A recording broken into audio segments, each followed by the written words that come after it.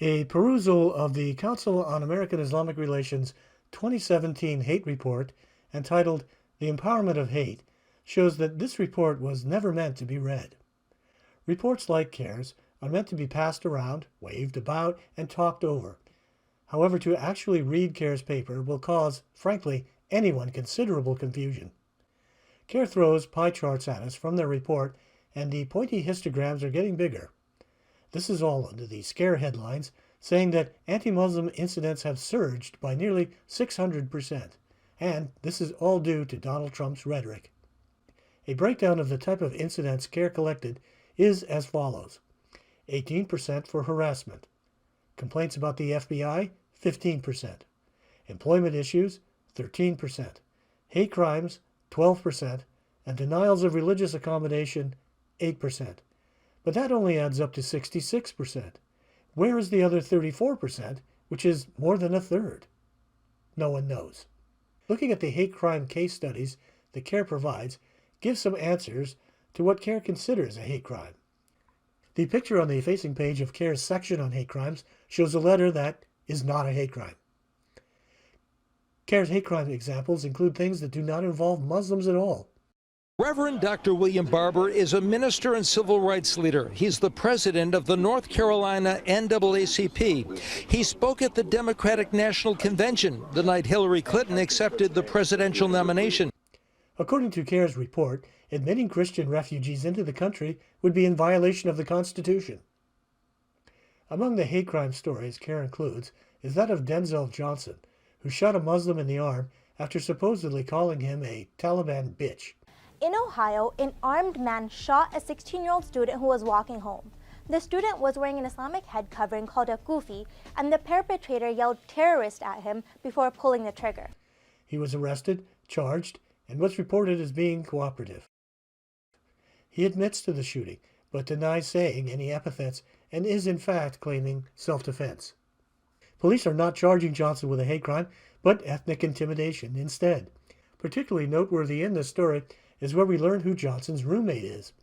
Johnson's roommate, 20-year-old Khadija Muhammad, was charged with obstructing official business after police said she picked up Johnson's keys from the ground at the shooting scene.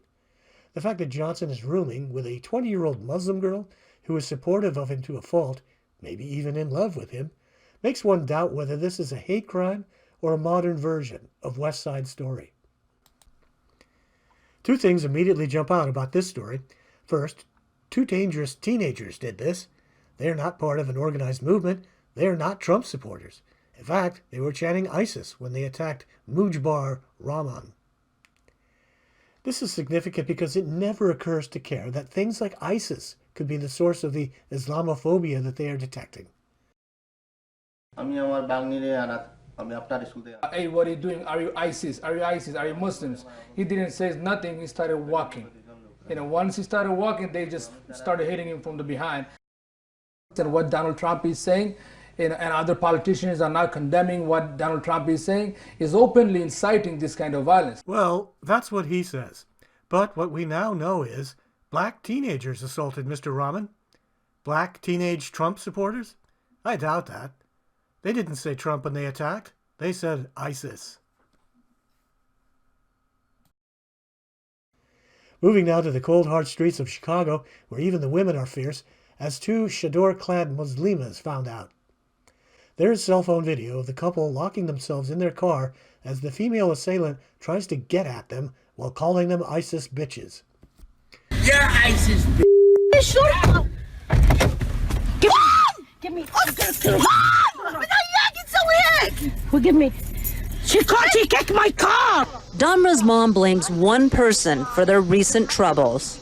That's my message to Donald Trump. Leave the Muslim or people here in this America alone. Afterwards, the woman walked away. And at this point, Chicago police are investigating this as a simple assault. I can't call the police now to get These two women, Suzanne Damra and her mother, Siham Zadam, say they were followed by a woman who hurled anti-Islamic insults, then attacked them when they reached their car. You're ISIS.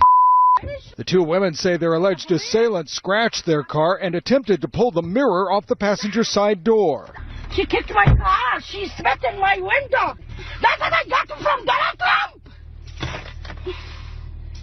He kills crazy people. People, they copy what he is saying.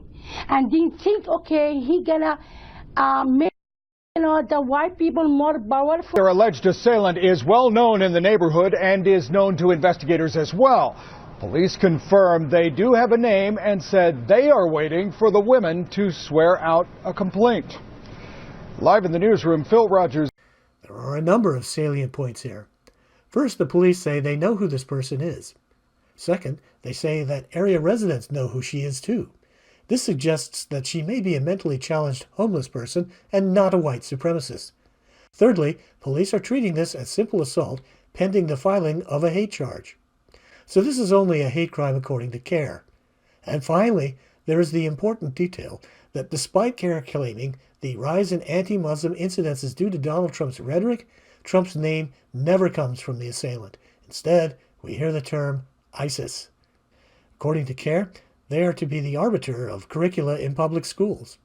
Despite CAIR constantly lecturing us about the Constitution, they want to train school teachers in cultural sensitivity, which translates to special rules and laws for a privileged class, Muslims. The former executive director of the St. Louis chapter of CAIR gave us our working definition of a hate crime.